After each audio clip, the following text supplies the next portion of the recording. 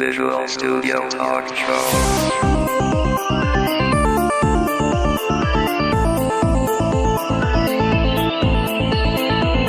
Visual Studio Talk Show est une présentation de la communauté .NET Montréal et de .NET Expertise. Visual Studio Talk Show. Bienvenue à une nouvelle émission du Visual Studio Talk Show. Le podcast, on discute d'architecture logicielle avec la plateforme Microsoft.net.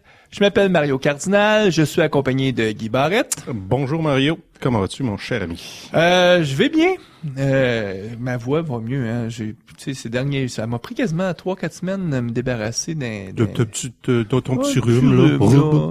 T'as toujours un petit fond. T'as pas eu le AH1N1? Non, parce que j'ai pas fait de fièvre, pas du tout. Ah. Mais c'est correct, je le laisse pour les autres. Mais là, faut être en forme parce que la semaine prochaine, on s'en va à Los Angeles. Oui, la conférence PDC, Professional Developer Conference que Microsoft organise. Est-ce qu'on doit dire maintenant annuellement? Parce que dans le passé, c'était à toutes les 3-4 ans qu'il y avait un PDC. C'était lorsque Microsoft avait de grandes annonces à faire sur sa plateforme de développement ou la plateforme, l'OS en tant que telle. Donc, à chaque fois qu'il y avait, je sais pas moi, une nouvelle version du système d'exploitation là, importante, là, il y avait un PDC. Puis, c'était pas tous les ans. Là. C'était une conférence où 2 ou 3 ans. Là. Les architectes allaient plus parce que c'est là que tu voyais en tout cas la tendance où est-ce que Microsoft veut faire évoluer leur technologie. Et maintenant, c'est annuel parce que l'année dernière, il y en a eu. Puis tu sais que ça me fait peur parce que hier, j'essayais de faire ma cédule parce qu'on peut choisir les sessions qu'on veut faire. Puis étrangement, je trouvais qu'il y avait pas tant que ça, mais quand même trop de sessions. Je disais, bon Dieu, c'est le même titre que la session de l'an dernier. Est-ce que ça... mais il va avoir il va sûrement avoir des petites choses. C'est ce qu'on va voir la semaine prochaine. On sait souvent que Microsoft veut pas que les vrais titres des sessions apparaissent parce que ils annonceraient peut-être trop tôt des annonces qu'ils veulent faire. Donc, on a vu ça dans d'autres PDC où est-ce que tu penses que tu vas avoir une session sur telle affaire, puis finalement, le titre change, puis là, tu comprends qu'on va te parler de vraiment d'une nouveauté. Donc, j'ose espérer parce que sinon, on va revenir un peu déçus.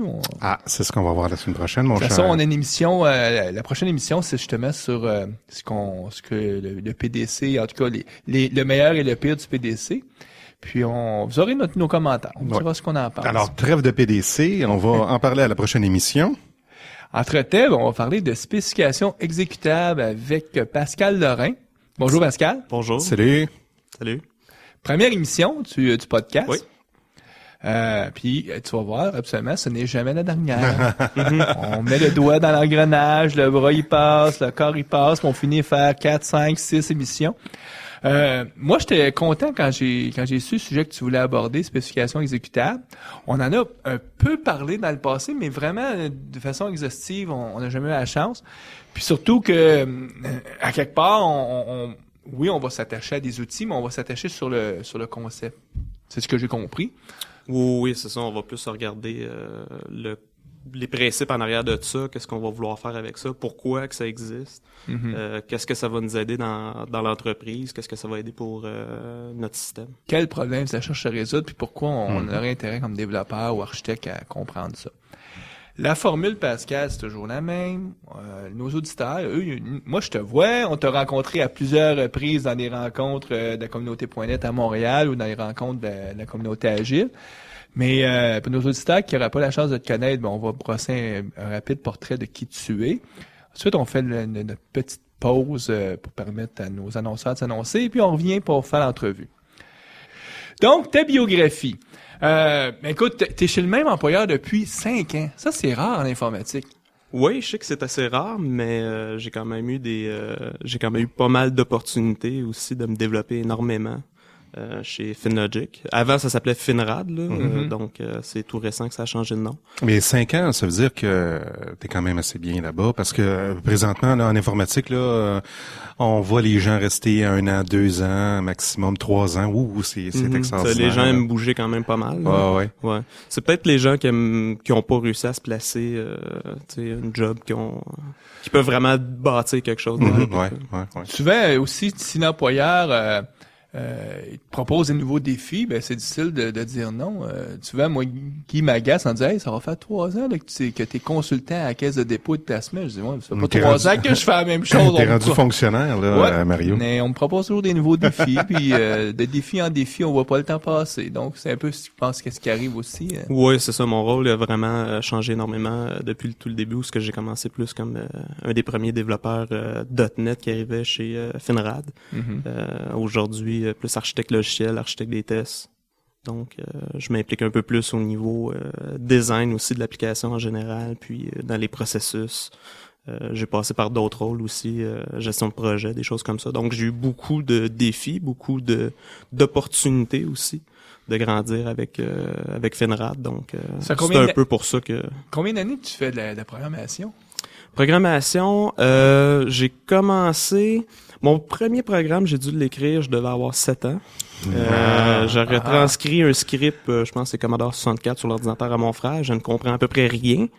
Je fais des typos dans Print. Là. Quelque chose que tu as trouvé dans un magazine. Oh, oui, c'est ça. Oh boy. Donc après... j'ai fait ça moi aussi, mais pas 7 ans. 2 heures à retranscrire un script, tu fais run, tu sais même pas qu'est-ce qui se passe. Et là, tu as une belle petite montgolfière qui se promène partout dans l'écran. Tu fais wow.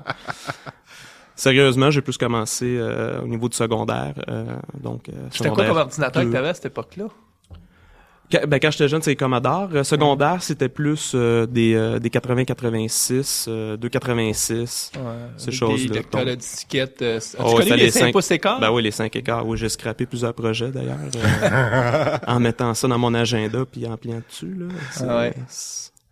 Ou moi je me souviens, on achetait aussi des ça coûtait cher à l'époque quand tu retrouvais que c'était cher. Donc là on achetait des basses densités puis on les coupait pour en faire des hautes densités. Ouais, mais toi dans ton temps, c'est des cartes perforées, toi. Non. Ça, je suis content de pas avoir connu ça. Non. Ça avait l'air vraiment. Donc, ma première année, mais rapidement après ça, je suis tombé en Pascal sur des PC. À un moment donné, il faut aussi choisir ce qui nous intéresse. Moi, j'ai décidé d'aller vers le PC à l'époque qui naissait. Puis la majorité des gens d'informatique allaient vers le mainframe parce que c'était ça le chemin normal. Donc, j'étais à contre-courant, mais ça a été rentable à long terme. Hey Mario, on fait pas ta bio, là? Non. OK. J'imagine, tu travailles toujours avec des technologies Microsoft. Dernièrement, de plus en plus, j'imagine, avec les produits comme Team System. Non, on n'a pas été avec beaucoup de solutions, des grosses solutions. On a beaucoup plus été avec du open source. On a cruisecontrol.net, Nantes, MB Unit. C'était avant MBS Test, dans le fond. Là, on a commencé avec ça. C'est pas des mauvais choix. C'est juste que tu as plus de travail à faire pour intégrer toutes ces choses-là. Puis il y a certaines intégrations que tu n'y arriveras jamais. Là. C'est ça. Mais c'est sûr que on n'est pas une équipe non plus de 500. Là. Je veux dire, on a toujours quand même été assez petit. Puis on a quand même été capable de scaler assez bien. Aujourd'hui, on a monté, je pense, jusqu'à 6 ou 7 serveurs d'intégration. Bon, c'est un peu plus de job, mais on va scaler back un petit peu dans quelques temps. Donc, ça se fait. C'est pas que c'est... C'est un choix intéressant, là. Donc, on n'est pas pris pour aller avec les produits Team System. Du côté open source, il y a l'équivalent de ce qu'on voit un peu partout sur n'importe quelle plateforme. Ce qui est vraiment intéressant aussi, c'est qu'avec du open source, il y a quand même beaucoup de ressources en ligne. J'ai l'impression que c'est... vu que c'est plus ouvert, j'ai l'impression que les gens travaillent plus, ils ont plus le goût de pousser pour régler des fois des petits bugs, des choses comme ça. Puis veux pas, tu downloads ça chez toi, tu peux l'essayer facilement. C'est peut-être moins compliqué que d'installer un TFS sans avoir de virtual machine, des choses comme ça. Donc, Cruise Control, ça... Puis, actuellement, la décision, elle se limite aux gens techniques de l'équipe. T'as pas besoin d'avoir une approbation parce que il y a pas d'enjeu budgétaire. Donc, t'as pas besoin d'avoir une approbation d'un décideur à quelque part. Juste si l'équipe dit, regarde, on s'installe Nantes, on se met à automatiser nos builds. C'est juste une question de bien vouloir le faire, puis trouver une machine de libre. Ouais, c'est une bonne façon aussi pour des petites équipes là de faire pousser par en dessous là tout l'aspect de TDD. Là. C'est ça, parce que initialement c'était pas dans la nature de l'entreprise. Eux ils faisaient surtout des produits custom VB6, donc on a commencé avec .NET, là, on a voulu pousser des bonnes pratiques, des choses comme ça. On a commencé les tests. Récemment, par exemple, on a mis du Uncover, du Coverage. On a commencé à mettre aussi StyleCup. Donc, des petits utilitaires, des petites choses comme ça qui viennent pas nécessairement du management, mais c'était vraiment pour nous autres, l'équipe, pour donner la possibilité d'améliorer notre travail, dans le fond. Là. Les spécifications exécutables, ce qu'on va parler, puis les outils, est-ce que vous avez eu la chance chez FinLogic d'expérimenter ou c'est plus quelque chose que toi t'as fait par intérêt, par passion de ton côté? Moi, dans le fond, j'étais rendu, peut-être ça faisait 2 ans que j'étais là. Mon patron il m'a dit, bon, on a quelques tests unitaires, on a une application qui est un peu difficile à tout tester en tests unitaires, faut faire de quoi? Faut mettre de l'automation. Donc, j'ai commencé à regarder les tests d'intégration, des tests d'acceptation, donc des différentes stratégies des tests unitaires. Puis c'est comme ça que je suis devenu un peu celui qui était responsable de l'automation, plus tard architecte des tests. Donc ça a été plus poussé par le management. Mais après ça, d'aller vraiment avec cette solution-là, ça a été par des recherches sur Internet, commencer à m'informer. Je suis tombé sur des produits comme Fitness.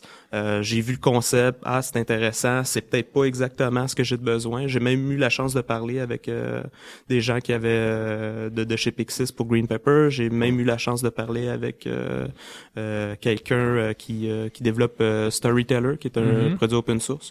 Donc, poser des questions qui puissent m'aider un petit peu à me diriger qu'est-ce qu'on fait. Jérémy Miller, pour ne pas Jérémy Miller, ouais, c'est ça. Pas le nommer. Un fameux blogueur aussi dans... Sur Codebetter. Ouais. Écoute, on va faire la pause, puis on va parler justement de spécifications exécutables, fitness, Green Pepper, Storyteller, puis dans quelle mesure, nous, comme développeurs ou architectes, ça peut nous aider. Excellent.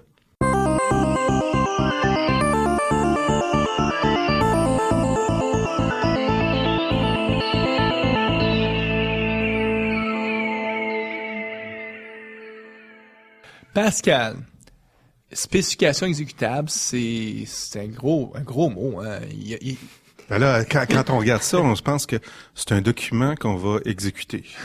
Parce que les spécifications, c'est quoi? C'est une série de requirements, de guidelines? C'est ce qui dit comment ton système doit se Souvent, comporter. on appelait ça le cahier des charges, le cahier des exigences. Donc, là, l'idée, c'est de changer ce qui était un document pour en faire quelque chose qui peut être exécuté, roulé, validé de façon journalière. Exact, c'est ça. Il y a plusieurs avantages, mais en gros, ça revient exactement à ce que tu disais, Guy. C'est que c'est carrément tes spécifications de ton système que tu vas pouvoir exécuter comme n'importe quel autre programme pour valider que ton système marche bien. Parce que c'est comme une espèce d'élément manquant à la série de tests. Quand on parle de tests unitaires, là, c'est les tests que le développeur va faire, mais qu'est-ce qui prouve à l'analyse d'affaires que ce qui a pondu là, finalement comme documentation, que ça a bien été implémenté. Est-ce que je me trompe si on veut joindre ce bout-là? C'est un peu ça. Ce qu'on voit souvent dans des grosses compagnies ou en tout cas même des petites compagnies, c'est qu'ils ont des équipes d'assurance qualité quand même assez complètes. J'ai parlé avec des gens que c'était un testeur pour un développeur. Donc c'est souvent la pratique dans beaucoup d'organisations. C'est ça.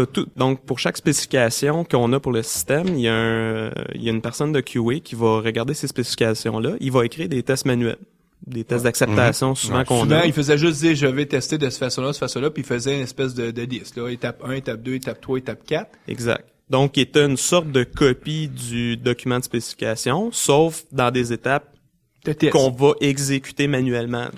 Okay. L'idée, c'est d'automatiser cette partie-là pour que ça puisse s'exécuter sans avoir une intervention humaine. Et même de dire pourquoi écrire le premier document si ce document-là, maintenant, ou en tout cas ces tests-là décrivent le système, ai-je besoin d'écrire un gros document formel de spécification? C'est ça, c'est pas mal ça. C'est surtout le fait que quand on va écrire des spécifications vraiment formelles dans un Word ou quelque chose comme ça, si on fait pas attention, si on n'a vraiment pas un bon processus pour garder ça à jour, ben ça devient plus bon. Là, tu regardes ça 1 an plus tard, ça correspond même plus à notre système. Tout un point si intéressant, c'est que les fameuses spécifications, le jour 1, quand on les fait, ils sont à jour, mais rapidement, ils sont peu à jour, puis les maintenir à jour, ça coûte de l'argent, c'est difficile. Ça prend des gens qui vont faire ça quasiment à temps plein, là. Ouais. L'avantage, si on décide d'écrire des tests pour documenter nos spécifications, puisque les tests, on veut les rouler puis qu'on a un gain de toujours faire des tests de régression avec ça, on va peut-être avoir un incitatif beaucoup plus grand à les maintenir à jour. Oui, ben l'incitatif va être souvent quand on va avoir de l'intégration continue, cruise control ou TFS, c'est que si le document il devient out of date par rapport à l'application qui continue d'évoluer, ben notre build il va être rouge. Donc on va le savoir le lendemain matin, on va savoir que le système a progressé en dehors des documents de spécification. Ouais. Parce que tes tests de spécification, tu les roules à même ta construction automatisée, là, que tu roules soit en continu ou au moins journalière. C'est ça. Il y a des outils que ça va être des... Là, tu parles, depuis tantôt, tu parles beaucoup de tests. Il y a des outils que ça va être carrément quelque chose à l'externe. Je sais même pas s'ils vont considérer le terme test. Nous, l'implémentation qu'on a faite chez FinLogic, c'était avec un outil de test, un testing framework, dans le fond.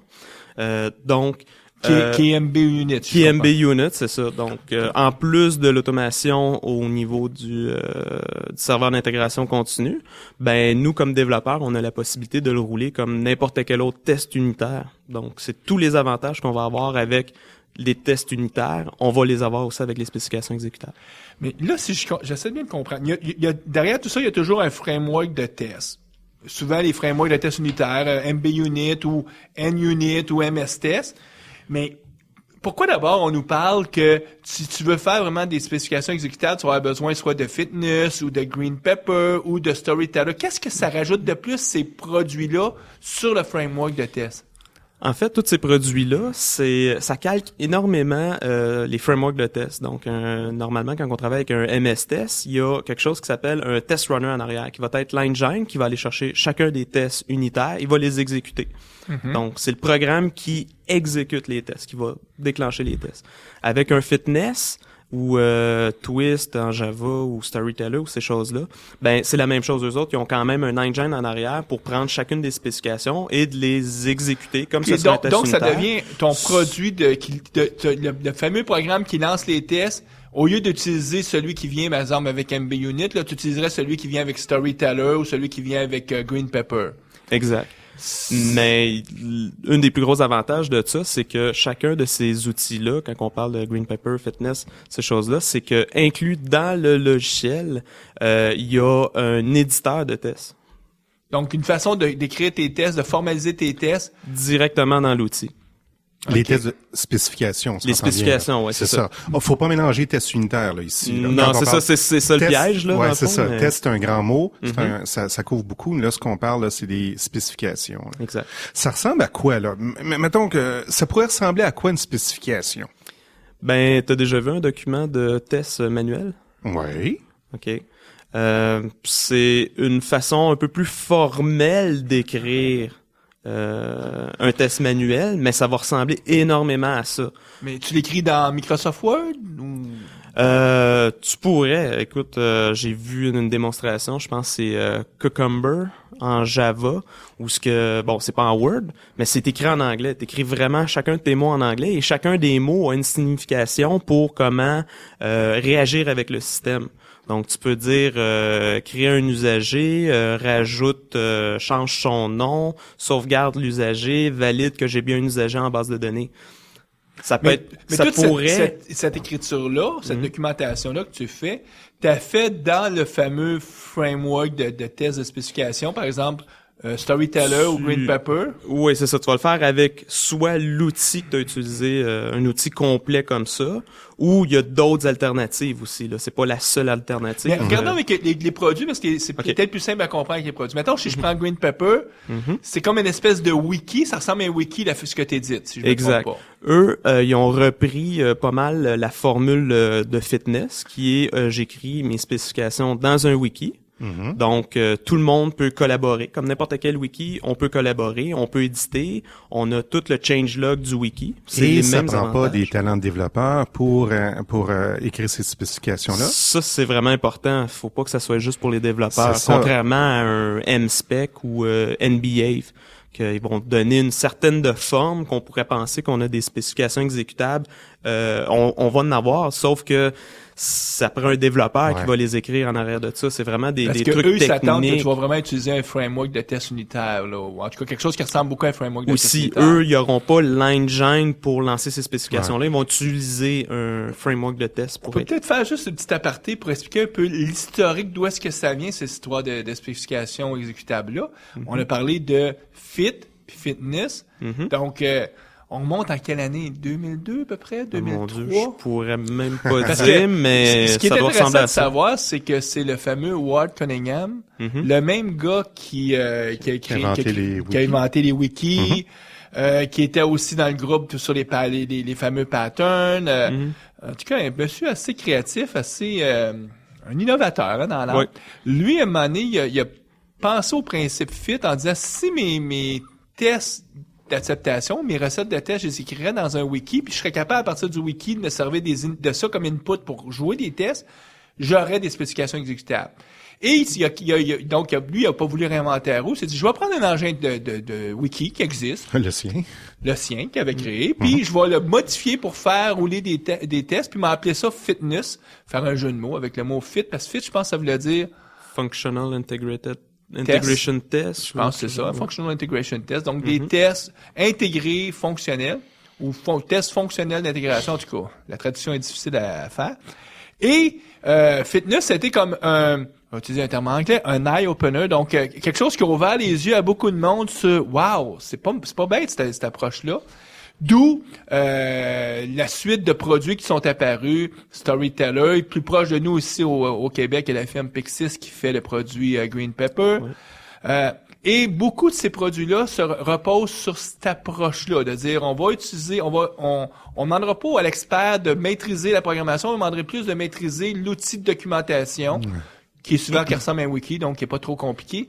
Mais la particularité, si je me trompe pas, puis tu me corrigeras, c'est que t'as beau, c'est un wiki, mais il y a des mots-clés. C'est-à-dire que si tu utilises pas le vocabulaire qui est là, lui, il sera pas capable de parser ça pour comprendre comment exécuter les tests. C'est ça. Puis aussi, une affaire qui est un peu plus difficile avec les wikis, c'est que souvent, il y a des formes de tests qui sont sous forme de tableau. Donc, faut tout le temps mettre les pipes aux bons endroits pour identifier les colonnes. Quand il y en a beaucoup, bon, ça commence à être un petit peu plus corsé. J'ai pas joué énormément avec Green Pepper, mais je pense qu'ils ont beaucoup travaillé sur, premièrement, l'intégration avec d'autres outils, mais pour un peu plus faciliter, oui, c'est ça, parce que le fitness de base, c'est un peu plus complexe quand même, là. C'est pas super... Et par contre, on peut demander à l'équipe de test, au niveau du QA, de faire l'apprentissage d'un outil comme ça. C'est pas les analyses d'affaires, là, finalement, qui vont rentrer ces spécifications-là. Ben, ça pourrait, mais... Ça pourrait. Ouais. L'idée originale, c'était ça. Je pense que la pratique a montré que ça a une certaine limitation, puis que les utilisateurs finaux... Je pense que le but ultime, c'était vraiment ça. C'est si on peut aller s'asseoir avec notre client, de dire, OK, c'est quoi que tu as besoin? Tu veux que le système réagisse de quelle façon? Peux-tu me l'écrire avec une syntaxe, on s'entend, là, ou une façon de l'écrire? Exactement ce que tu veux. On va tout de suite se mettre d'accord sur comment que ça doit marcher. Mais Pascal, moi, je vais aller développer après, puis tu vas être sûr et certain que le système va réagir exactement de la façon que tu voulais. Mais c'est pas la partie la plus difficile, c'est-à-dire que vu qu'il faut qu'il y ait quand même un certain formalisme dans l'outil, et moi, en tout cas, mon expérience personnelle, quand tu parles à des vrais utilisateurs, le formalisme, la rigueur, ils aiment pas aimer ça. Ils aiment ça nous donner leurs besoins un peu de façon éparse. Puis quand on disait, non, là, faut vraiment le formaliser, souvent, ils m'ont dit, ben, regarde ça, c'est ta job à toi. Toi, tu t'aimes faire d'informatique, t'aimes ça te casser la tête à penser comme un robot, mais beaucoup d'utilisateurs, là, ça a été la barrière à l'acceptation des outils comme Fitness, outre le fait que même le langage wiki qui était derrière était un peu complexe. Les produits comme Green Pepper essaient de briser cette barrière-là, mais ça reste quand même que ce formalisme-là, beaucoup d'utilisateurs sont peu enclins à l'accepter. Ben, ton expérience chez FinLogic. On n'a pas essayé avec les clients directement encore. Je pense qu'il y en a qui l'ont vu un petit peu l'outil, qu'est-ce qu'on a. Nous, dans le fond, on a pris une solution custom. On a vraiment bâti de quoi. Explique-nous donc comment tu as bâti ta solution. OK, comment que j'ai vu ça? Donc, On faisait déjà des tests d'intégration, mais développeurs. C'était vraiment du code qui exécutait un scénario de test qu'on avait pris dans un document Word. Notre analyse d'affaires nous avait dit voici les étapes à suivre, parce qu'on n'a pas d'équipe de QA dédiée, c'est ça. Donc c'est vraiment nos analyses d'affaires. Voici comment que le système doit réagir, voici les étapes. On prenait ce document-là, on le traduisait dans le code. Mais est-ce que vous codiez à ce moment-là à même comme l'interface usagée? On codait, Vous bypassiez l'interface pour parler aux objets directement? C'est ça, oui. On a quand même une architecture de service, donc on avait une certaine facilité à enlever le UI, mais partir vraiment l'application complète avec la base de données. Là, c'est pas des tests unitaires, c'est vraiment il y a la base de données, il y a tout qui roule. Toutes les dépendances étaient là. Toutes les dépendances. L'application là, à toute fin pratique, est complète, est loadée en mémoire. La seule chose qu'il n'y a pas, c'est une interface usagée. OK, une interface graphique. Donc, Mais ça, c'est complexe, parce que ça t'impose aussi au niveau de ta architecture de séparer ta couche de présentation de ta couche de la couche applicative, puis vraiment de diviser ta couche présentation en deux couches, juste une couche vue très très très mince et vraiment des contrôleurs, ou en tout cas des je cherche le bon mot pour le presentation pattern, pour vraiment encapsuler le démarrage d'un use case, puis là après ça on va appeler ta couche d'affaires, puis toutes tes dépendances sur ta BD, puis donc c'est quand même il y a quand même un impact d'architecture non négligeable. Ouais, c'est ça. Nous on a quand même eu la facilité d'avoir ça, mais je suis pas mal convaincu que avec il y a des frameworks pour tester l'UI, il doit y avoir moyen de faire de quoi. Je pense les Project White ou une chose Selenium. Si on peut voir Project White, quelque chose aussi qui était basé sur Ruby, j'oublie le nom. Mais il y a quelque chose qui s'en vient qui va changer complètement la face de comment on peut faire des tests des tests d'intégration, des tests fonctionnels. C'est à partir de Visual Studio 2010, c'est la capacité de bâtir des tests unitaires qui plantent pas dès qu'on change l'interface usagée. Parce que pourquoi les gens aimaient pas ça, les tester dans l'interface usagée, c'est que dès que tu changeais un bouton, tu le déplaçais, parce que la majorité des frameworks, eux autres, c'était comme c'était au clic. Mais Microsoft, ils ont eu, dans les dernières années, à bâtir tout un framework pour supporter les gens qui ont qui sont, en anglais, on dit disabilities. Comment je traduirais ça en français? Les gens qui sont, mettons, qui voient mal ou qui ont de la misère. Donc, ouais, c'est l'accessibilité framework ou quelque chose comme ça. Il y a un règlement aux États-Unis qui impose. Ouais. Microsoft a tout bâti un framework pour permettre l'accessibilité, mais ils se sont rendus compte que ce framework-là leur permettrait d'automatiser des tests très rapidement. Ils les ont même utilisés à l'interne chez eux, avec grand succès. Et pour notre bénéfice à nous, c'est intégré dans la version de 2010 et c'est ce qu'ils vont appeler des Code UI. Mais là, Mario, on s'éloigne un petit peu du je veux juste sujet, dire que son approche à lui est peut-être pas bête parce que peut-être que c'est une approche que beaucoup de gens vont prendre dans le futur de se dire je m'embarquerai pas dans un framework à la Storyteller. Je vais juste bâtir des tests dans le UI. Et je vais les m'arrimer, puis les rouler, puis les automatiser. C'est ça, j'imagine l'approche peut être réutilisée, mais comme tu dis, testée par le UI.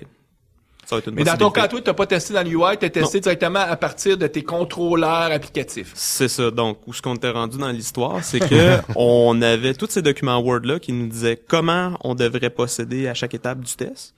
Donc, il y a un développeur qui le codait. Il regardait si ça marchait bien.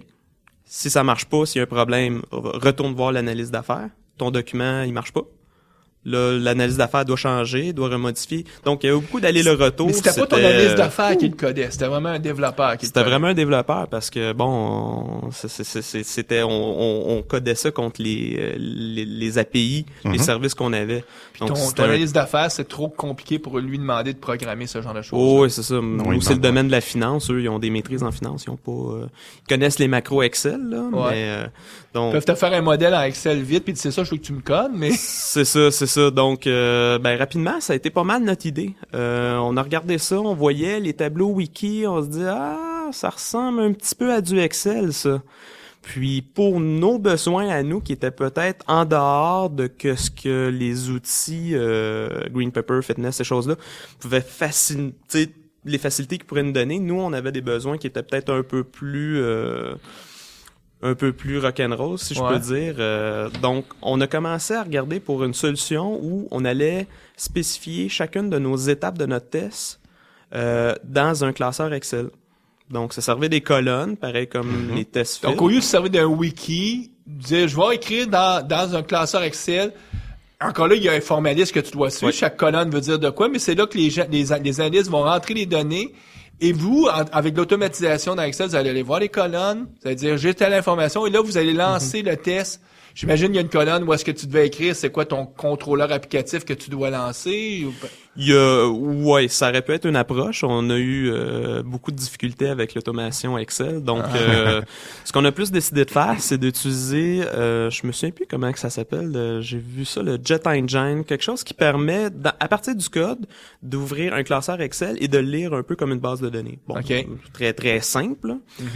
Donc, on va chercher toutes ces informations-là et on continue d'utiliser MBUnit, donc comme test runner, pour exécuter les tests et donner aussi les résultats. Donc, moi, je vais chercher chacune de mes cellules dans mon classeur Excel. Je vais savoir la colonne auquel est rattachée. Donc, tu fais aucune automatisation avec Microsoft Office. Tu ouvres le fichier Excel. Puis si tu l'aurais même sauvé dans le format XML, tu aurais pu l'ouvrir comme un fichier XML puis aller le parser puis dire, je vais chercher mes colonnes comme ça. C'est ça. C'est sûrement un de nos prochaines étapes là qu'on va peut-être regarder pour ça. Parce que veux pas, un classeur Excel, c'est un peu plus difficile à travailler avec, là. Mais c'est très facile à éditer pour une analyse d'affaires. Donc, lui, il l'ouvre, il y a un outil de visualisation fabuleux avec lequel il peut travailler, puis il peut même attacher à ça des outils de modélisation en arrière s'il veut, en tout cas. C'est ça, surtout en finance, eux autres, je veux dire, tu pourrais pas leur enlever leur Excel ou leur calc ou peu importe ce qu'ils utilisent comme classeur, là. Ils trippent tellement là-dessus, ils font des macros, sont habitués, ils sont super... c'est leur outil de travail, finalement. C'est ça. Puis même certains de nos clients, c'est ça qu'ils utilisent le plus quand on arrive avec notre logiciel. Et ton test runner, c'est toujours MBUnit. Oui. Et là, tu lis des fichiers Excel et tu lances à ce moment-là avec MBUnit les tests que tu veux exécuter, les tests d'intégration que tu veux exécuter. Ouais, c'est ça. Une des forces de MBUnit que j'ai vraiment aimé tout de suite en partant, c'était que il permettait des tests dynamiques. Un engine de tests unitaire un peu plus classique. Je sais pas si NUnit le fait aujourd'hui. Normalement, un test unitaire classique, bon, c'est dans ton code, tu mets des attributs sur certaines classes, certaines méthodes, et puis ça va apparaître dans ta liste des tests disponibles que tu peux exécuter. Nous, évidemment, ça sera pas chaque test case, si on veut, on va pas l'écrire dans une classe. On va plus dire, va lire le document Excel, va me chercher la liste de toutes les test cases, et c'est ça qui va te donner la liste de tous tes tests à exécuter. Donc, t'as une seule classe, mais qui, globalement, dynamiquement, va peut-être te générer 75 tests. Exact. Au lieu d'avoir un seul test, parce qu'avec NUnit, t'aurais une classe, un test. C'est ça. Donc, avec ce côté dynamique-là, plus, un petit peu de code, évidemment, pour mapper chacune des colonnes, qu'est-ce que je dois réaliser dans le système avec cette information-là. Et là, je peux monter tous mes tests comme ça. On en a peut-être une cinquantaine de sortes de tests, de classeurs différents qu'on peut... Ça, vous les roulez à toutes les intégrations continues ou vous avez... Parce que des tests, ce genre de tests-là, ils sont coûteux, ils prennent du temps. Donc souvent, on les roulera pas tout le temps, on va les rouler une fois par jour. C'est quoi votre expérience? C'est ça. Nous, de toute façon, pour tout ce qui était les tests d'intégration qu'on faisait avant, développeurs, ça prenait énormément de temps. Donc, on le faisait rouler la nuit. On appelle ça un nightly build, souvent. Donc, on a l'intégration de jour, l'intégration continue qui va m'assurer que, mes tests unitaires, une couple de petits outils d'analyse statique. Juste mon code, ça va prendre quelques minutes. Ça va me donner un retour assez rapide pour savoir si j'ai eu des problèmes avec mon code. Et c'est la nuit qu'on va tester, on va lancer tous les spécifications exécutables. Parce que les changements au niveau des spécifications arrivent moins rapidement que des changements au niveau du code. Quand je développe, je fais des modifications, je veux savoir rapidement là, si j'ai introduit des problèmes. Tandis que s'il y a un changement au niveau des spécifications, il y a peut-être un analyste qui a envoyé un courriel au développeur, dit fais-moi tel changement. Puis là, le fait que nos spécifications vont être testées automatiquement chaque nuit, ça nous permet de les vérifier, mais la vélocité est moins élevée là, à ce niveau-là. Ça, c'est quand on s'appuie seulement sur l'intégration continue. Parce que, comme j'ai dit au début, nous, ces fichiers Excel-là, ils sont pas directement dans le code, mais tu sais, ils sont à côté. Ils sont vraiment là au même niveau. Dans une branche de développement, là, il est juste à côté.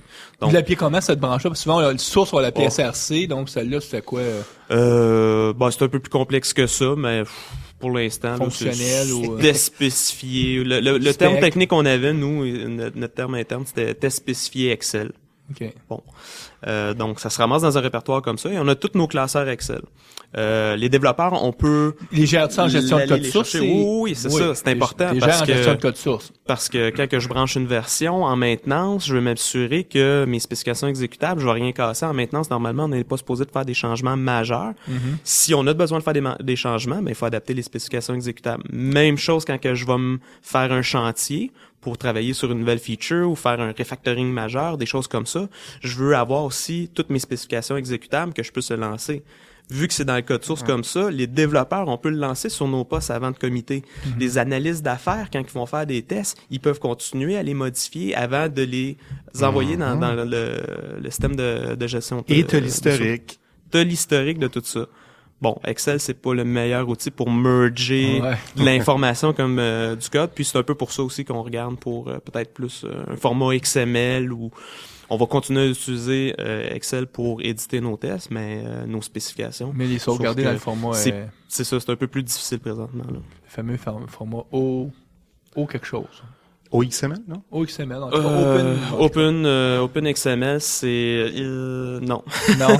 Non, c'est un des formats que j'ai vu, c'est un fichier zip où il y a des répertoires, il y a des ci, il y a des ça, il y a des références un peu partout. C'est peut-être pas ça. J'ai vu qu'il y avait possibilité avec un schéma XML, de forcer une forme XML. Donc, ça va peut-être être plus quelque chose comme ça. OK. Moi, je voudrais aborder une question avec toi, ou en tout cas une problématique qui me semble importante. Puis, tu me diras ce que vous avez vécu. Si on dit que maintenant, le document, c'est mes fameux jeux de test, comment avez-vous vécu le problème que tu as souvent deux auditoires pour les spécifications?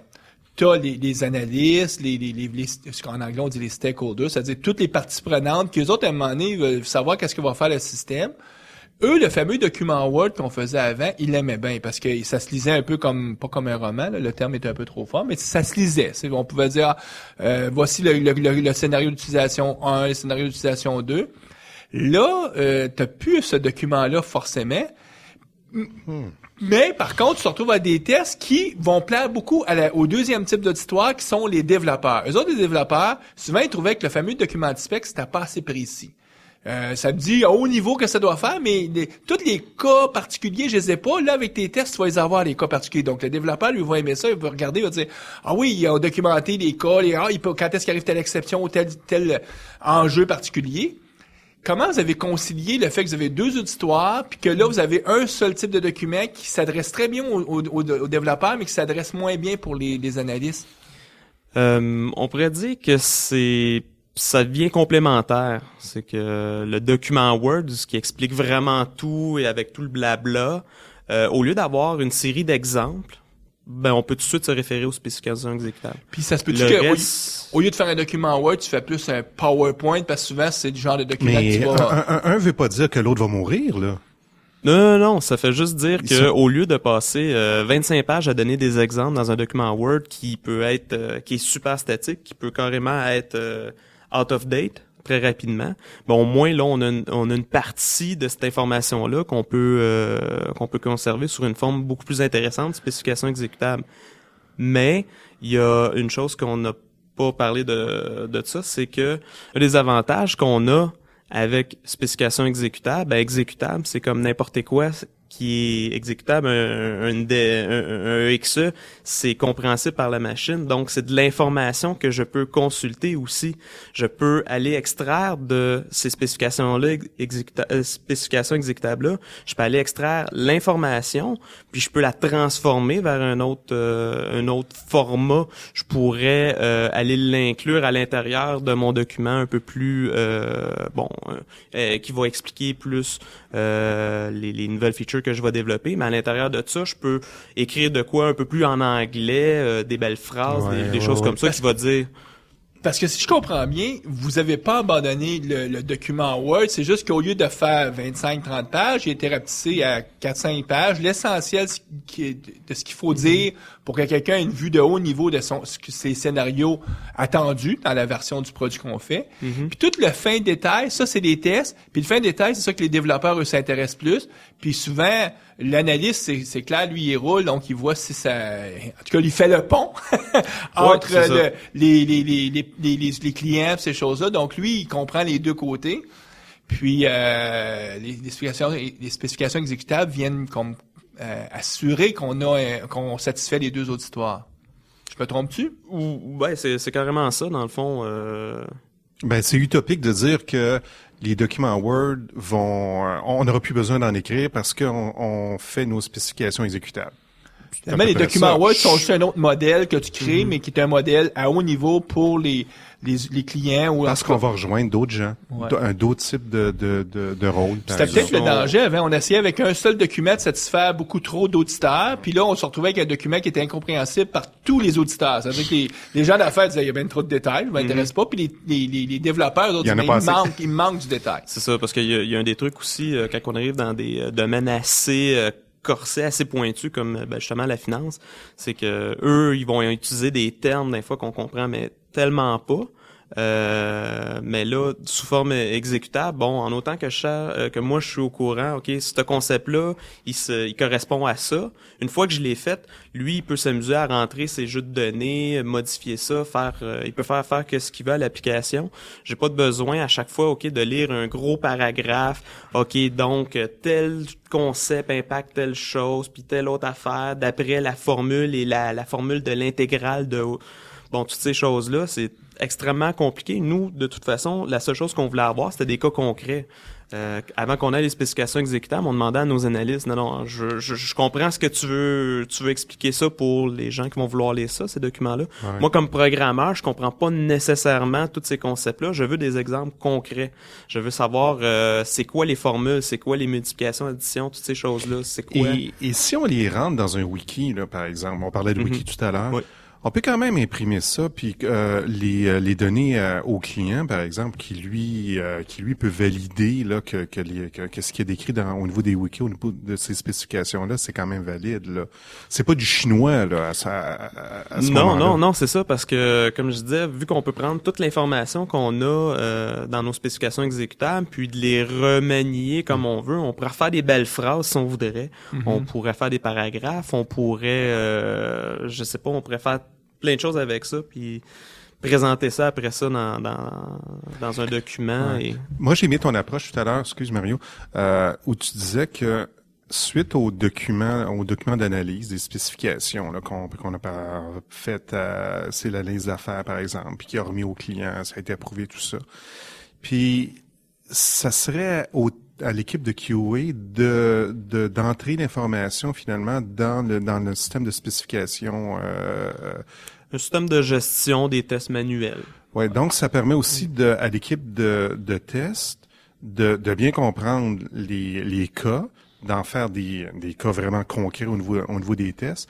Puis je pense que ça facilite la compréhension du système là, par l'équipe de tests. Oh oui, nous on n'a pas l'expérience avec une équipe de QA. Donc je sais pas exactement ça serait quoi l'interaction que les gens d'assurance qualité auraient avec des spécifications exécutables. J'imagine que c'est eux qui écriraient une bonne majorité de ces tests-là, mais à quelque part ton développeur quand il met le chapeau qui est en train d'écrire un test pour faire une spécification, en tout cas pour accomplir une spécification exécutable, il est en train de mettre le chapeau QA. Il n'est plus un développeur qui implémente le système final, il est un développeur qui implémente un autre livrable qui est intermédiaire, qui va servir à valider que notre système est complet. Mm-hmm. Ce qui est le but de l'équipe QA, absolument. QA, ils font pas le produit final, mais ils font bâtissent des tests pour vérifier le système. Puis nous, la problématique, c'est que ce rôle de QA-là, était à cheval. On avait l'analyse d'affaires qui en faisait une partie, on faisait l'autre partie. Mm-hmm. Est-ce qu'on se comprend bien? Est-ce qu'on parle des mêmes choses? Est-ce qu'il va y avoir des ambiguïtés? Des choses comme ça. Tandis qu'une spécification exécutable, ça passe ou ça casse? C'est pas... Là, je vais poser la question que beaucoup de gestionnaires souvent ils posent, surtout quand on leur explique les tests.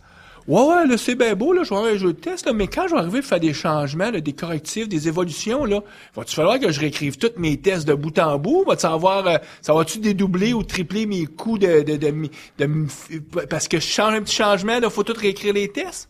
Je pose la question de façon un peu stupide, mais je m'excuse si je t'aurais dit que certains décideurs, des fois, posent des questions stupides, mais nous, techniquement, on les sent stupides parce que, me semble, la réponse, c'est non, parce que tu vas changer juste qu'est-ce que tu as changé. Mais... Oui, c'est ça, mais c'est la même chose. Si on a un gros document de spécification qui dit le système doit se comporter de telle façon, c'est quoi le processus pour changer le système existant? Il y a beaucoup à revoir la documentation existante, faire les modifications, faire les demandes de changement, envoyer ça à l'équipe de QA. L'équipe de QA, ils vont changer les tests manuels. On envoie ça aux développeurs. Les développeurs vont regarder l'architecture, le design, ils vont coder ça. Donc, il y a une espèce de grosse boucle après ça que ça remonte le testeur, l'analyste. Donc, il y a une espèce de grosse boucle d'aller-retour qui part de notre client ou de l'expert du domaine, analyste d'affaires, puis qui va revenir. Donc, puis est-ce que ça coûte plus cher à faire dans un modèle comme ça ou dans le modèle historique d'avoir un document papier? Ben moi je pense pas parce que on pourrait parler de quelques avantages que moi j'ai découvert des spécifications exécutables. Dernièrement, depuis plusieurs années, on parle beaucoup de TDD, Test Driven Development, et créer les tests avant de développer au niveau des tests unitaires. Mais ça peut être fait au niveau des spécifications fonctionnelles. Je vois pas pourquoi qu'on gagnerait pas énormément de temps là-dessus. Peut-être même te permettre de modifier puis de changer le besoin fonctionnel, les exigences, parce qu'en cours de route, quand le client commence à réfléchir ses tests, il dit « Oh, non, c'est pas ça que je veux. » Donc, au lieu de te faire développer une version intérimaire, il saute des étapes parce que ses tests lui permettent déjà de lui-même de faire un cheminement. C'est ça. Donc, ça nous permet d'avoir une boucle de rétroaction beaucoup plus rapide quand on veut faire des changements, quand on veut implémenter des nouvelles fonctionnalités. Nous, on demande à nos analystes, donnez-nous le jeu de spécifications exécutables pendant que moi, je vais développer, mais je vais savoir que j'aurai jamais terminé mon chantier tant si longtemps que j'aurai pas tout fait passer tes spécifications exécutables. Ouais. Donc, ça devient un spec-driven design, si on veut. Mais ça, là, culturellement, quand tu dis, je demande à mes analystes, l'implanter dans ton organisation, que la culture soit là, c'est-à-dire que tous les gens aient pris le moule, ça se vit pas en une semaine, là, ça prend des mois, j'imagine, sinon non, des années. Ça a pris, oui, c'est ça, ça a pris des années. Nous, on était plus dans une équipe comment je pourrais dire, une équipe de feature. Donc, on s'est adapté à ça, on l'a adopté toute l'équipe. Le reste de l'entreprise, ça a pris un petit peu plus de temps, mais on a eu beaucoup d'incitatifs quand on est arrivé devant une livraison d'un nouveau client avec énormément de changements ces dernières années. On sait qu'on était plus ou moins satisfait de la qualité dans certains endroits de l'application, puis on s'est dit, si ça marche dans l'autre équipe, pourquoi pas l'amener au niveau de l'entreprise? Donc, ce que tu nous dis, c'est que vous avez choisi une équipe, l'équipe peut-être la plus prête, la plus mature pour le faire, pour servir comme pour un démontrer pilote. que ça fonctionne. Un pilote. Puis là, ce pilote-là, après ça, avec le succès que ça a eu, vous aviez plus facilement à choisir après ça les autres projets, de dire là, ce projet-là, on le migre, puis vous avez été par projet, parce que j'imagine que tu peux pas tout migrer d'un coup non plus. Non, ça a été progressif. Dans le fond, chez FinLogic, on a surtout un produit principal qu'on va mettre aux couleurs de chacun de nos clients, mais le produit de base reste le même. Puis c'était ça surtout qui était vraiment intéressant, de automatiser le plus de business intelligence, des règles d'affaires qu'on a dans ce logiciel-là, c'était pouvoir se concentrer sur le produit de base, pour se concentrer sur les histoires des clients, sur les nouvelles choses, les choses un peu plus tordues. On se le cachera pas. La plupart de nos tests, je dirais, il doit y avoir au moins 40% que c'est des tests vraiment très basic, mais c'est des choses qu'on veut pas avoir à tester manuellement à chaque fois qu'on va faire un release. C'est le genre de choses, le cœur de votre produit, que le client, s'il voit une défaillance là, ça marche pas. Il s'attend que ça soit là parce que c'est pour ça qu'il fait affaire avec une firme spécialisée. Puis, mais par contre, si jamais, parce que vous n'avez pas automatisé le test bien particulier que lui avait demandé, il va probablement être plus réceptif à ce que, hop, il y a un bug là encore, mais on va te le corriger parce que il sait que c'est un cas particulier. C'est ça, puis souvent aussi c'est la maturité de notre application de base financière.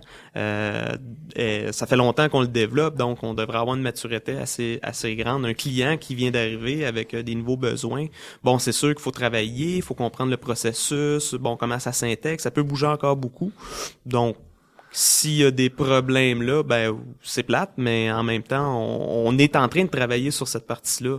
On veut pas revenir sur des parties qu'on n'a pas retouchées depuis des mois, des années. Là, tu l'as accompli dans une firme où tu travailles. Tu nous as parlé un peu de ce que tu as appris, ou en tout cas les insights que tu as eu à le faire. Demain matin, là, tu as une autre organisation. Referais-tu le processus de la même façon que tu l'as fait pour la première fois, ou maintenant tu as appris même que j'irais de cette façon-là? Ça ressemblerait à quoi le processus de le mettre en place dans une organisation? C'est une excellente question parce que première chose, il faut convaincre les gens qui sont là que ça vaut la peine. On commence par les gens techniques ou on commence par les gens, les analystes d'affaires? Je pense que les gens techniques, ils vont sûrement l'accepter beaucoup plus rapidement. Ils sont plus faciles à convaincre. Ils sont beaucoup en plus fait, faciles à c'est convaincre. peut-être passer par l'équipe de test, l'équipe de QA. Ben oui. C'est eux qui vont vouloir un Si tu n'as produit. pas une équipe de QA, c'est d'identifier tes développeurs qui portent le chapeau, parce qu'il y a toujours un... Puis là, c'est ces gens-là, si les autres sont pas vendus, ils achètent pas, t'es déjà quasiment un no-go en partant. Faut que tu convainques ces gens-là de l'essayer. Oh, oui, ça, faut que tu convainques. Puis, par exemple, quand on dit, OK, faut mettre des tests unitaires partout, il y a peut-être des entreprises qui ont pas encore une grosse culture de développer des tests unitaires. Quand tu arrives avec ton patron, dire, hey, faut mettre des tests unitaires, on va améliorer la confiance qu'on va avoir en notre logiciel. Ouais, ça va coûter combien, mais déjà, c'est dur un peu, mais test unitaire, OK, on entend parler, ça fait longtemps que ça existe. Spécification exécutable, là, moi, je connais des amis qui sont partis de chez FinLogic, qui arrivent ailleurs, qui parlent de ça, des tests, de l'automation, Des tests? Des tests, des spécifications exécutables, ces choses-là, ils font comme, non, jamais vraiment entendu parler. C'est pas super... On est encore beaucoup dans un monde où les gens font des tests manuels, on refait de fois... Puis, malheureusement, parce que c'est très coûteux, ben, ce qui se passe, c'est quand on fait des évolutions, ben, il y a 50 ou 60 ou 75% d'applications qu'on ne reteste pas parce qu'on présume qu'on n'a pas touché à ce bout-là, ça devrait encore marcher. On essaie juste de tester les nouvelles fonctionnalités avec les défauts qu'on sait, parce que souvent, c'est ce qu'on pensait qui aurait pas changé, c'est ça qui est en défaillance. Puis souvent, c'est des fonctionnalités tellement de base que ton client comprend pas pourquoi cette fonctionnalité-là fonctionne plus. Tu perds toute ta crédibilité, en tout cas avec tous les effets que c'est voulu. Donc, tu dis, faut convaincre les gens de notre équipe.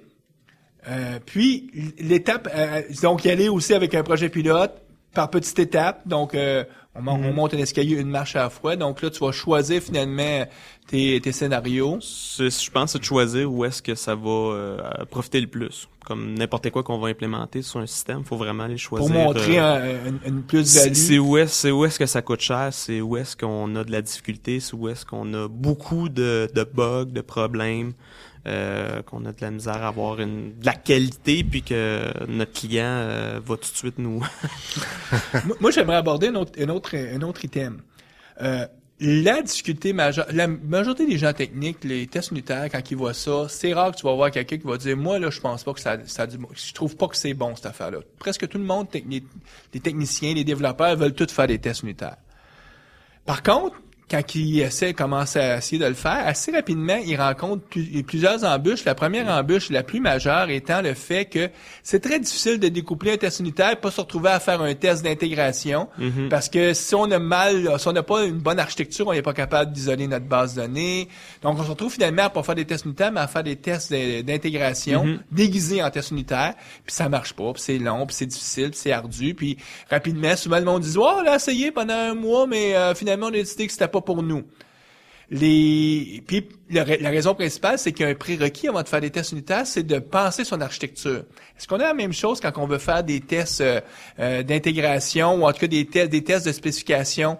Est-ce qu'il faut penser notre architecture? Par exemple, si on n'a pas la capacité de tester le UI, il va falloir qu'on découpe notre UI. Donc, c'est probablement un prérequis à quelque part.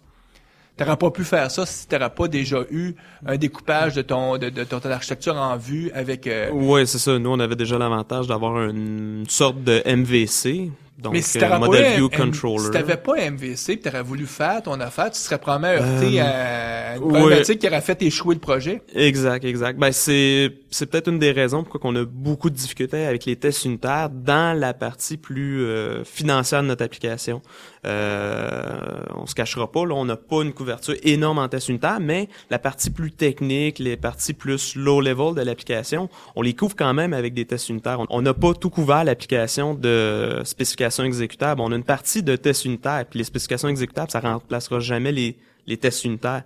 C'est juste que quand on arrivait dans les choses qui dans les parties de l'application ou qui donnaient vraiment de la valeur à notre application pour nos clients, les choses, les trucs financiers, ben c'était beaucoup plus complexe à essayer de créer tous ces objets-là, la collaboration.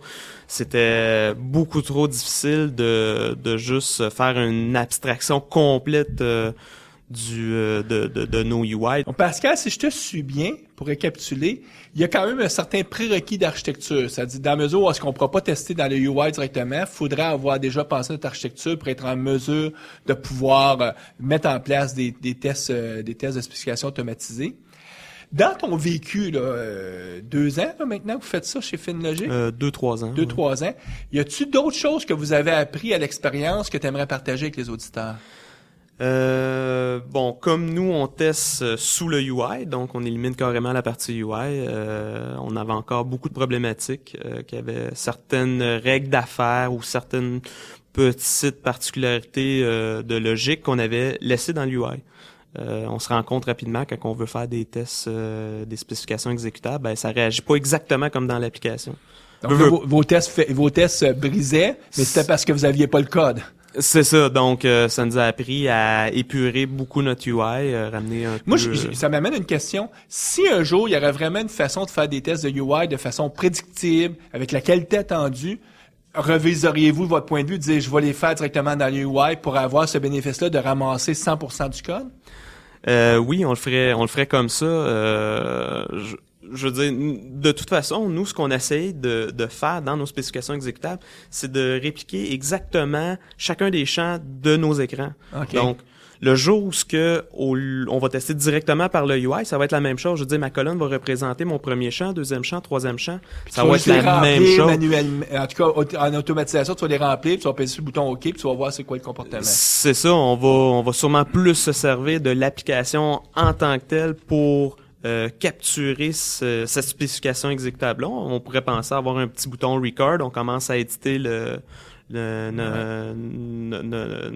test. Dans le fond, on commence à éditer notre test. Puis après ça, on fait save, replay. Je pense que moi, les fameux vidéos, les codes UI là, en Visual Studio 2010, c'est ça. Tu peux y aller par le record, mais ça donne du vrai code .NET à la fin. Les années futures nous montreront si c'est vraiment quelque chose qui sera bénéfique. Donc, si on revient sur les apprentissages que vous avez eus, qui seraient intéressants. Donc, ce que tu nous dis, c'est que le fait que vous aviez pas le UI, vous avez vu des fois qu'il y avait du code qui était pas testé. Y a-t-il d'autres choses que vous avez appris aussi à faire ça? Parce qu'il n'y a pas beaucoup d'organisations sur la planète qui ont 2-3 ans d'expérience avec des tests, des spécifications exécutables. Oui. Une des choses que je voyais beaucoup sur Internet quand que je lisais, fitness, ces choses-là, je voyais que les gens avaient beaucoup de difficultés à implanter ce genre de technologie-là dans leur compagnie parce que c'était difficile de vendre OK, vous allez éditer dans des wikis. Mm-hmm. Ça, dans le fond, ce que moi je me suis rendu compte, on a eu du succès. Pourquoi? Parce qu'on a utilisé un outil comme Excel. Donc, vous avez pris l'outil par excellence de votre organisation. C'est l'outil par excellence de nos analyses d'affaires. C'était eux, dans le fond, nos clients, nous, pour nos spécifications exécutables, c'était vraiment nos analyses d'affaires. Donc, si on peut gagner nos analyses d'affaires parce qu'on utilise un outil que eux connaissent bien, sont super à l'aise avec ça, mais j'imagine que il y a peut-être d'autres industries qui ont des logiciels plus particuliers que dans le fond, si on se servirait de ces outils-là, si on se servirait de quelque chose que nos usagers vont aimer travailler avec, ça va être beaucoup plus avantageux. C'est déjà Puis, 50% du succès escompté. c'est ça, parce que je pense que Storyteller, justement, Jérémy est en train de revoir un peu la stratégie. Il veut plus utiliser les wikis, donc là, il veut essayer de créer de quoi de fluent avec des boutons, en tout cas, quasiment faire de l'auto-completion dans son outil. Ça a l'air assez heavy metal, mais tu sais, il va peut-être réussir un peu plus parce que ça va être beaucoup plus intéressant que de travailler dans des affaires un peu bizarres. Ce que tu es en train de nous dire, c'est que les wikis, vu que ça n'a pas eu la pénétration qu'on aurait pu prévoir dans les entreprises, ça reste encore un modèle, en tout cas pas le modèle par excellence avec lequel les analystes sont habitués de travailler. Puis moi, je peux confirmer, en tout cas à la caisse, quand j'ai présenté les wikis, là, aujourd'hui, on commence à faire des wikis pour avoir des documentations qui sont éditables par tout le monde, mais ça prend le temps qu'il faut, hein. On gagne pas tout le monde du jour au lendemain. Est-ce qu'il y a d'autres choses que vous avez appris aussi à l'utilisation? Oui, tout récemment, on s'est rendu compte, c'est bien beau ça, on peut automatiser une façon de rentrer de l'information dans notre système. Ça ressemble un peu à une plateforme ou une interface d'importation. Donc, on commence à s'en servir pour faire l'implantation de nouveaux clients. Donc, il y a un jeu de données de base, souvent que la plupart des clients ont besoin pour être capable de commencer à travailler. On l'a fait au complet comme une spécification exécutable. Ça teste pas vraiment, mais ça permet d'importer tout ce jeu de données-là. Donc, tu peux réutiliser tes tests pour peupler tes données, pour faire remplir des données de base que l'application devrait, par exemple, quand tu livres une application, voudrait qu'au moins elle ait ces jeux de données-là. C'est ça. Donc, ce que ça nous donne, c'est qu'en dedans de peut-être, 10 minutes, on va avoir créé le schéma de la base de données au complet, avoir les données initiales, puis tous les jeux de données minimum que n'importe quel client va avoir besoin pour commencer à vraiment utiliser l'application. On s'entend que le schéma de la BD, ça, c'est pas avec le produit, c'est avec les scripts SQL. Exact. Souvent, les tables utilitaires, ça aussi, c'est nos scripts SQL, mais toutes les données qui sont des données de scénario, parce qu'on voudrait, par exemple, déjà avoir, 15 ou 20 clients, puis avoir une dizaine mettons, c'est un système de commandes, une dizaine de commandes, mais ça pourrait être réutiliser un test de spécification que tu C'est ça. Je sais qu'on s'en sert aussi pour monter une BD de démo. Quand on veut faire des démos pour des clients, on remonte des BD avec de cette façon-là. Ah, c'est une belle, un bel effet de bord qui est même qui peut démontrer une certaine rentabilité. Autre apprentissage que vous avez eu? Ben, il y a un effet qui est quand même assez intéressant, c'est que, par exemple, on est en train de tester une feature de l'application, on a un bug. Qu'est-ce qu'on fait d'habitude? On va remplir un nouvel issue dans notre bug tracking system. Ouais. Ben maintenant, on peut inclure aussi une spécification exécutable, un test case qui va me montrer que le système ne réagit pas bien. Donc, pour reproduire le problème, c'est beaucoup plus facile parce que tu dis au développeur, suis le test case, il est là, puis voici à cette étape-là particulière où ça crache, ou en tout cas où ça marche pas. Ah oui, ça aussi c'est intéressant. Aussi avec l'automation, c'est qu'on va se rendre compte peut-être du jour au lendemain, mais là nous on en a quoi, peut-être 800 tests. Si ça prend 45 minutes une journée, ça prend 1h20 le lendemain. Il s'est passé de quoi là? On a peut-être eu des régressions de performance. Là. Il y a peut-être de quoi aller investiguer. Donc, tu peux te servir de ces tests-là pour valider que ta performance est toujours celle attendue, que ton système n'est pas rendu trop lent, parce que entre autres, encore plus si le jour où on ferait ces tests-là à travers le UI, c'est-à-dire que si le temps vient de doubler ou de tripler, c'est que là, ton UI il est vraiment lent, il y a quelque chose qui marche pas. Donc, un bel effet de barre aussi.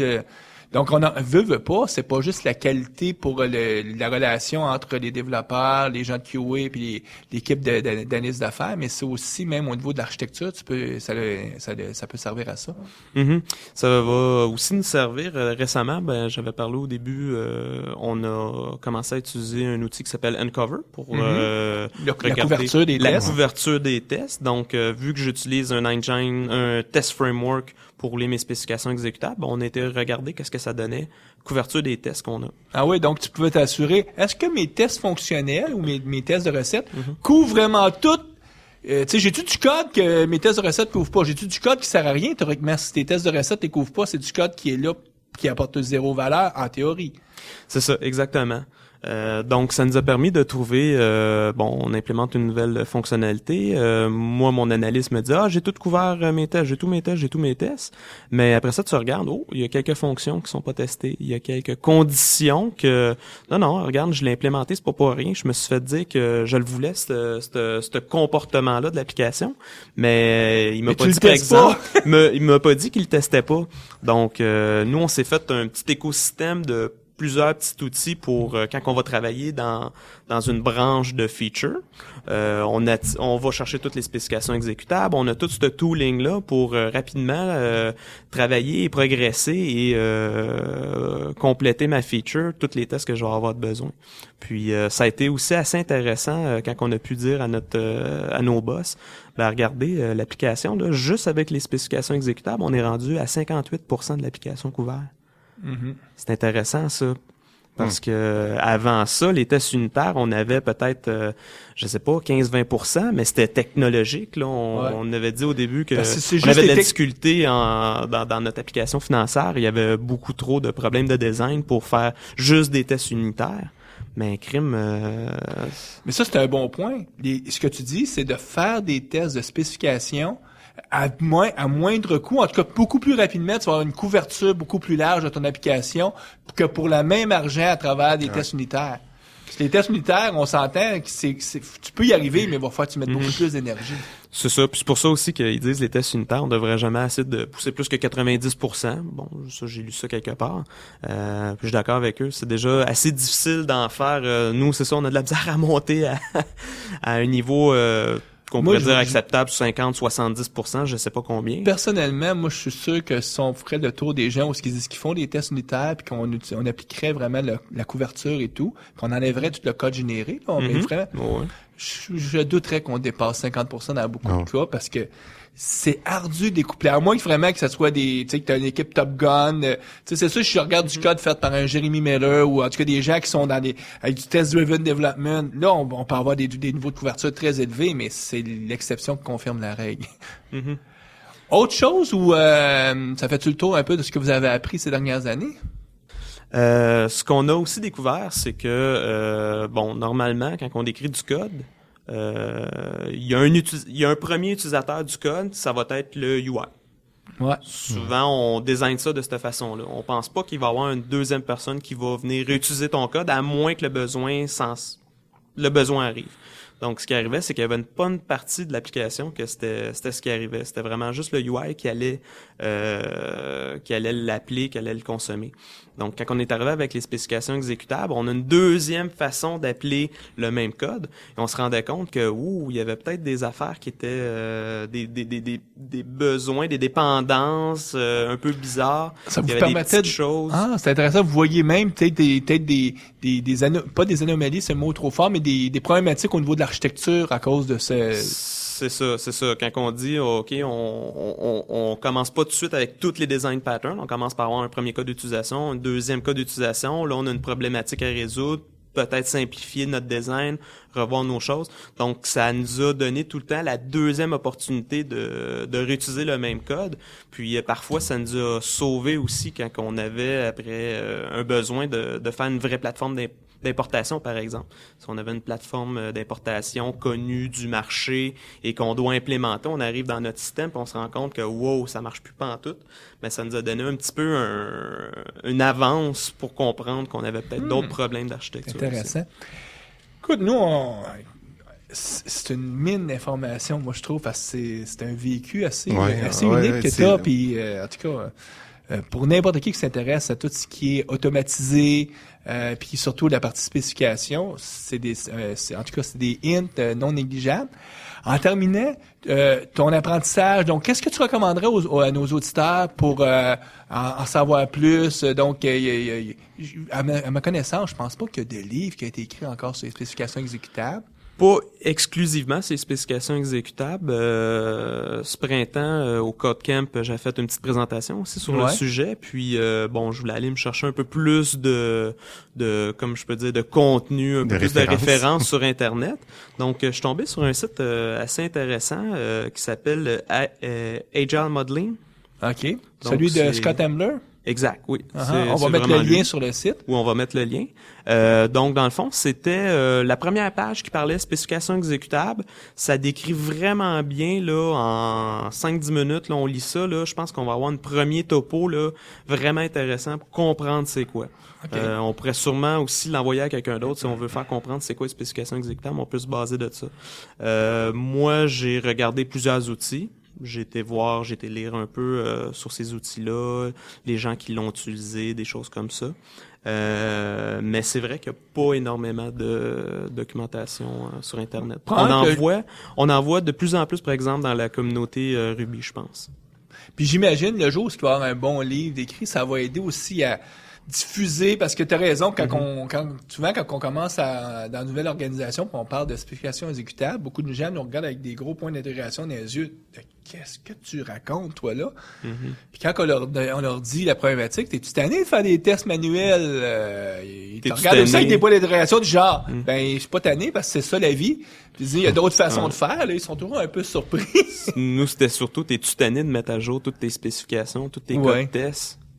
Qui est aussi un gros défi. Grosse souffrance. Ouais. Écoute, on t'en remercie beaucoup. Ben, merci bien. Merci beaucoup. Nous, on fait la pause, puis on va revenir avec les actualités.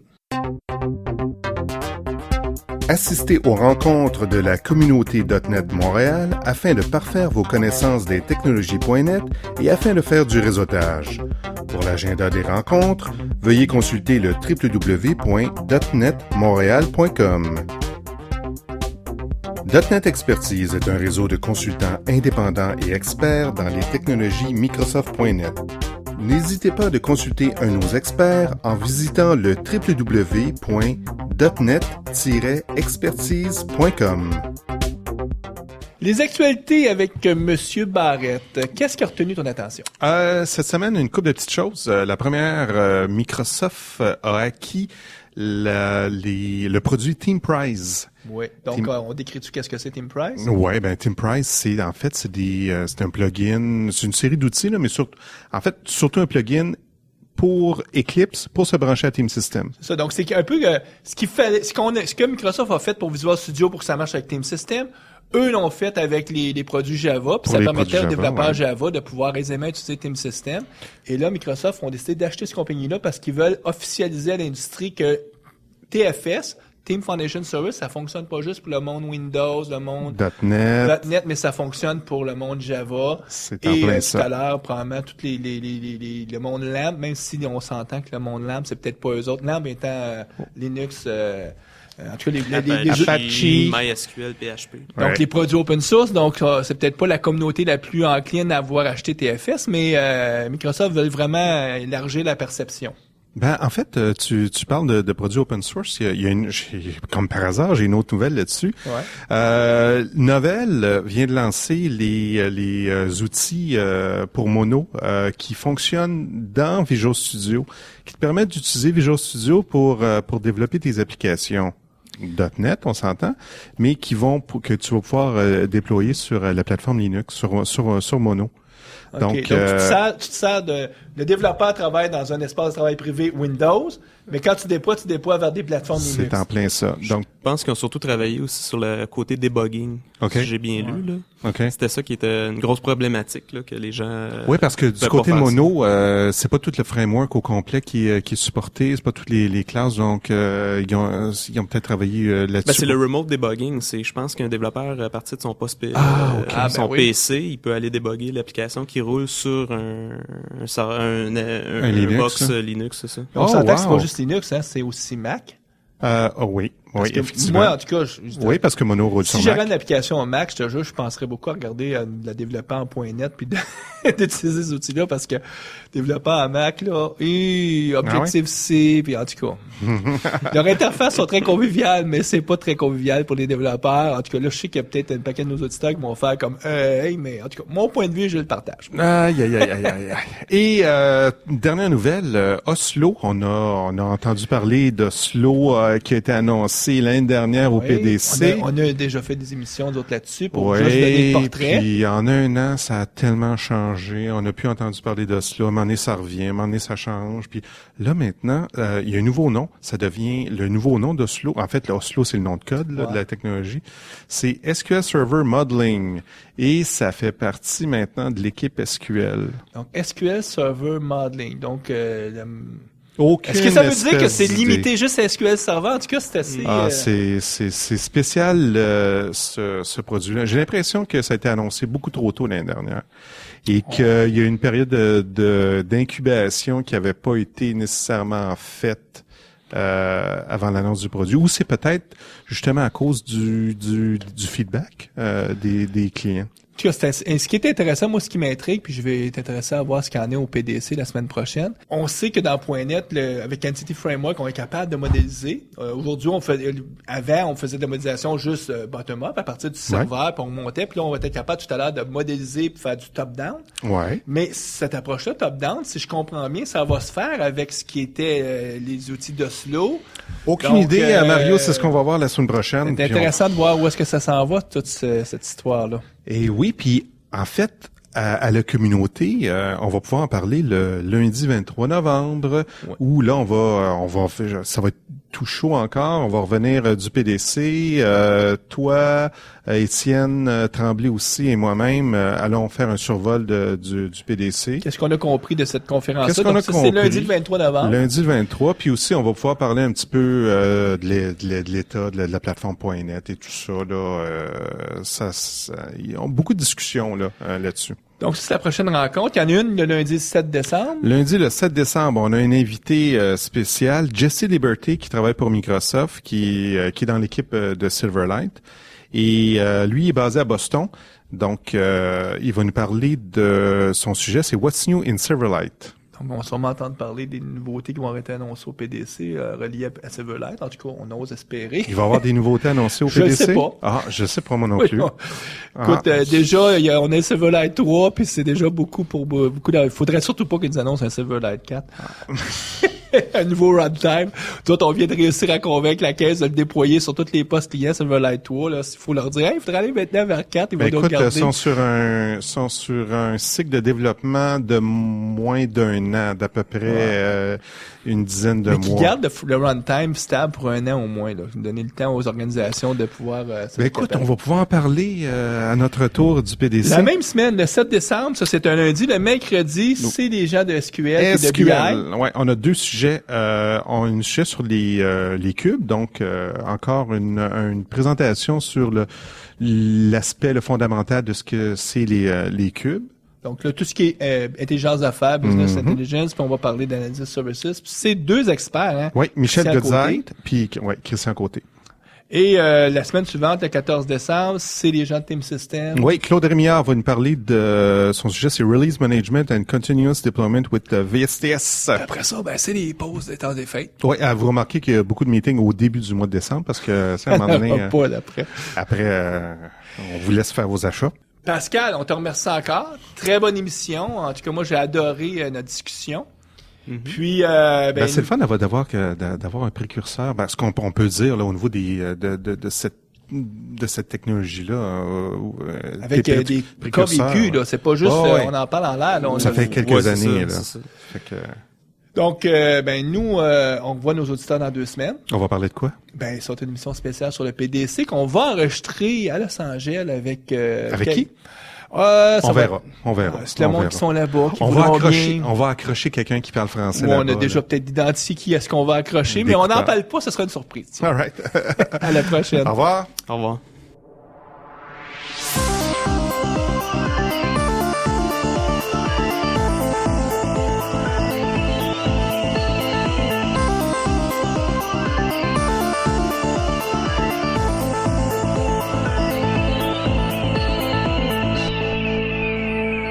Visual Studio Talk Show.